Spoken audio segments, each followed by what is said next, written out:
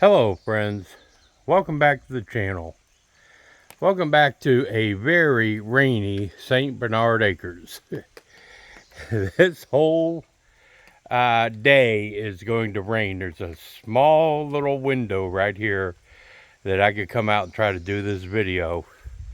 Yesterday, putting all this together and testing it out was all in the rain. This is going to be the simplest and easiest way to connect these totes. There are thousands of ways to do it, but I think this is going to be my simplest and easiest way. Those are 2" by 1.5" flexible connectors there that go onto the valve of the tote. An 1.5" pipe coming out of them. Comes out to an elbow.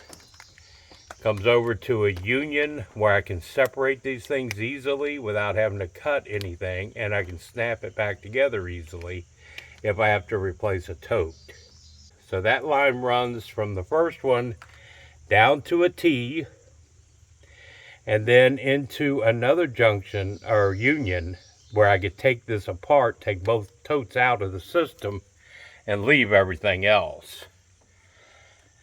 That union goes into another elbow, brings it up, another elbow, brings it across. That's a check valve.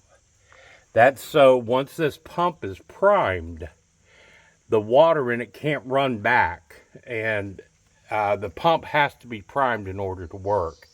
The check valve keeps the water at the pump so it doesn't lose its prime. So anytime it kicks on, it will already be primed. That you have to have a check valve in there, otherwise you'll ruin your pump. I have it reducing to a 1" line. Then the 1" line comes over and goes into the pump. Comes out of the pump up to a T, out to this faucet, and it goes on up over to that ball valve.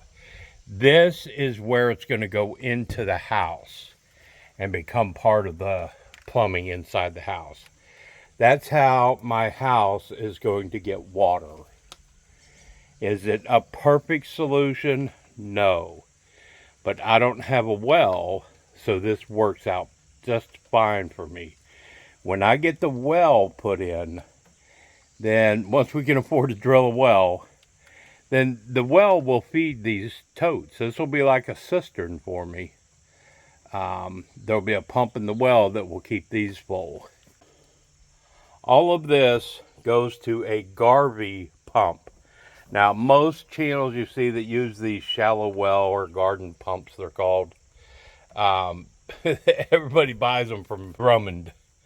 I bought one. And then Garvee sent me this pump and pressure tank to do a review on, and it works really well. It's got a pressure switch on it, it's got gauge on it.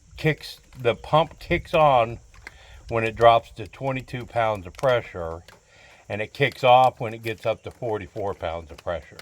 So it keeps a good steady pressure coming into your house. I'll stick some video in here right now from where we tested it. So this is the first time of testing this system. It's still raining, but we're going to try it out. So I'm going to turn it on, and it should run until it gets up to 44 pounds.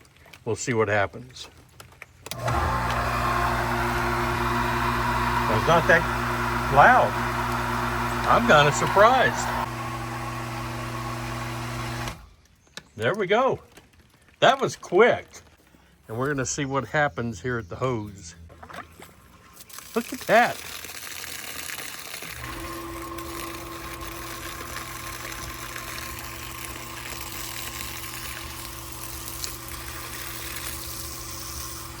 That's good pressure. That's going to be fine in the house. There you go. All right, so you see the pressure this puts out. This is a 1.6 horsepower stainless steel motor. That chamber is stainless steel. Everything is solid, and this has an on-off switch where the other pumps don't have an on-off switch. They're just plugged in. I can turn this pump off anytime I want. So that's kind of a nice feature. But yeah, that's how easy it is to connect these totes. And instead of having one 330-gallon tote, I basically have one 660-gallon tote. Now to get water, I have to go to town to the bulk water station and I fill up this 275-gallon tote. Yeah, the valve is closed.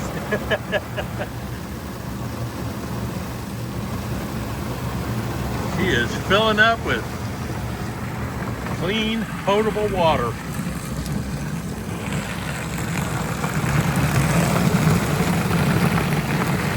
Not how long this will take. But this is my town here. Cumberland, Ohio. It's about a 4-mile drive for me to get back up to St. Bernard Acres.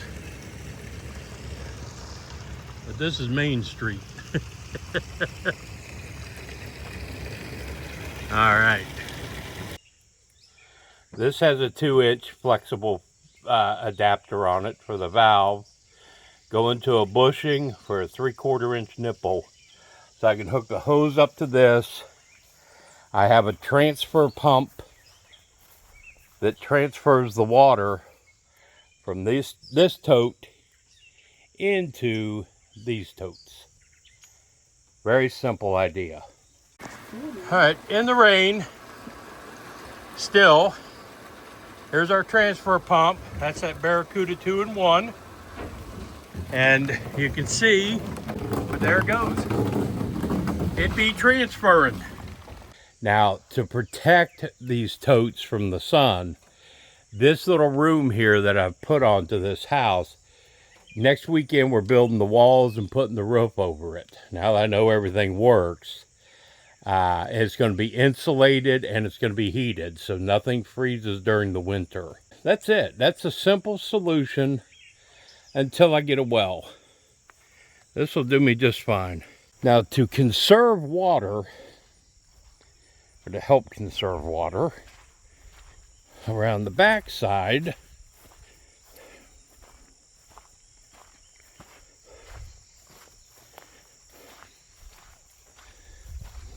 it is so muddy. It has been raining so much.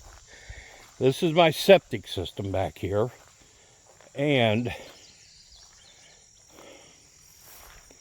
I have one tote here that I temporarily set up for rain catchment. I'm going to be adding another 275-gallon tote back here. This water that I'm going to catch off the roof, there'll be more gutters running across. I will have 550 gallons back here. This water will be used to flush the toilet and to do the laundry. I won't have to depend on my potable water, and the water that I go buy, I won't use it to do laundry and flush the toilet. And when I drill the well, this system's going to stay the same. There's no point taxing my system, taxing my well for water to wash clothes or to flush a toilet. And anybody that has a cabin or a tiny house that doesn't have a well, this is a great solution. You don't have to have water delivered because you can go get it yourself. There's Joe's easy DIY connecting IBC totes to a pump and having running water in my house. But everybody have a wonderful week. This is Sunday, August 2nd. It's going to rain all week, they talk about. So get ready for it. But this is Joe out here at St. Bernard Acres. I'm out.